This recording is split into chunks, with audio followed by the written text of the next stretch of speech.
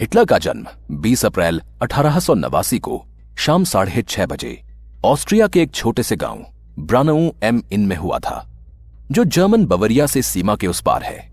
शायद उसकी नियति में लिखा था कि एक दिन वो ऐसे आंदोलन का नेतृत्व करेगा जो किसी भी व्यक्ति के वंश वृक्ष को न केवल सर्वोच्च महत्व दिला सकता है, बल्कि उसके लिए जीवन एवं मृत्यु का विषय भी बन सकता है।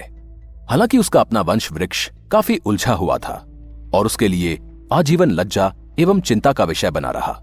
उसके पिता एलोइस का जन्म सन 1837 में हुआ था।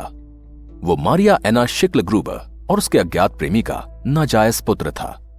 वो व्यक्ति या तो कोई पड़ोसी रहा होगा या कोई गरीब मिल मजदूर, जिसका नाम जोहन जॉर्ज हाइडलर था। किसी हद तक यह भी संभव है कि एडोल्फ हिटलर का दादा यहूदी रहा हो। मारिया शिक्ल ग्रूबर को फ्रैंकिनबर्गर नाम के एक धनाढ्य यहूदी परिवार में खाना बनाने का काम मिल गया था। ऐसा संदेह है कि उस परिवार के 19 वर्षीय पुत्र ने उसे गर्भवती बनाया और एलोइस के जन्म के बाद वो उसे बराबर पैसा भेजता रहता था।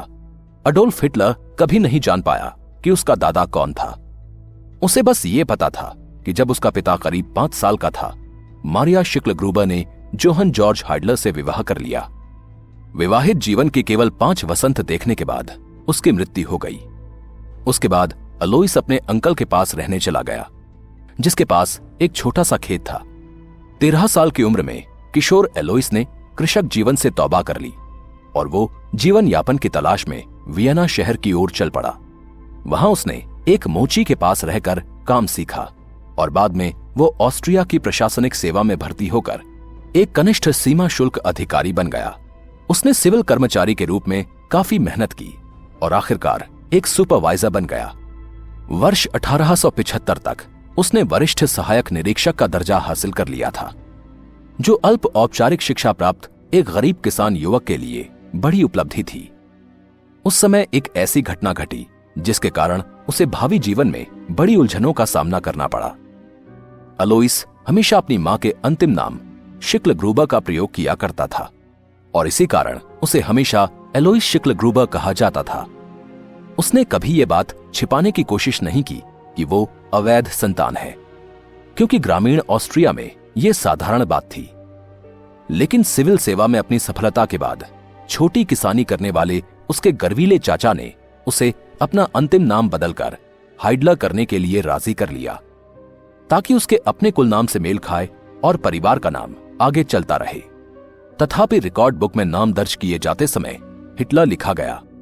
इस प्रकार सन 1876 में 39 साल की उम्र में एलोइस शिक्ल ग्रूबर का नाम अलोइस हिटलर हो गया। ये बात अहमियत रखती है क्योंकि ये कल्पना करना मुश्किल है कि हजारों लाखों जर्मनवासी सलाम हिटलर के बजाय सलाम शिक्ल ग्रूबर पुकारते सुने जाएं। सन 1885 में कई प्रेम संबंधों और 2 असफल विवाहों के बाद 48 वर्षीय विधुर एलोइस हिटलर ने चाचा हाउलर की गर्भवती पौत्री 24 वर्षीय क्लारा पॉल्जल से विवाह कर लिया। तकनीकी रूप से वो उसकी अपनी भतीजी थी, क्योंकि उसने अपना नाम बदल लिया था और इसी कारण उसे कैथोलिक चर्च से विशेष अनुमति लेनी पड़ी थी। उसकी पिछली शादी से उत्पन्न उसके बच्चे अलोइस हिटलर जूनियर और एंजेला शादी में शामिल हुए और बाद में उनके साथ रहे। क्लारा पॉल्जल ने अंततः 2 लड़कों एवं एक लड़की को जन्म दिया, लेकिन उनमें से कोई भी नहीं बचा। 20 अप्रैल 1889 को उसकी चौथी संतान अडोल्फ का जन्म हुआ। वो एक तंदुरुस्त बच्चा था और उसका नामकरण संस्कार एक रोमन कैथोलिक के रूप में किया गया। उस समय हिटलर के पिता की उम्र 52 साल थी। उसके बचपन के दौरान छोटे एडोल्फ की मां को हर समय उसके जीवन की चिंता लगी रहती थी और इसीलिए वो उसका बहुत ध्यान रखती थी और हरदम अपना प्यार उस पर उड़ेलती रहती थी। उसके पिता अधिकतर व्यस्त रहते थे।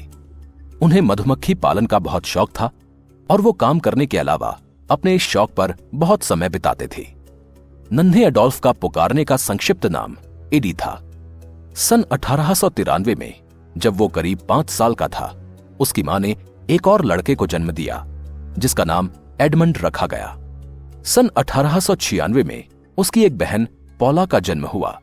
सन 1895 में जब वो 6 साल का था, अडोल्फ हिटलर ने लिंच, ऑस्ट्रिया के निकट फिचहैम नामक गांव में स्थित पब्लिक स्कूल में पहले दर्जे में दाखिला लिया।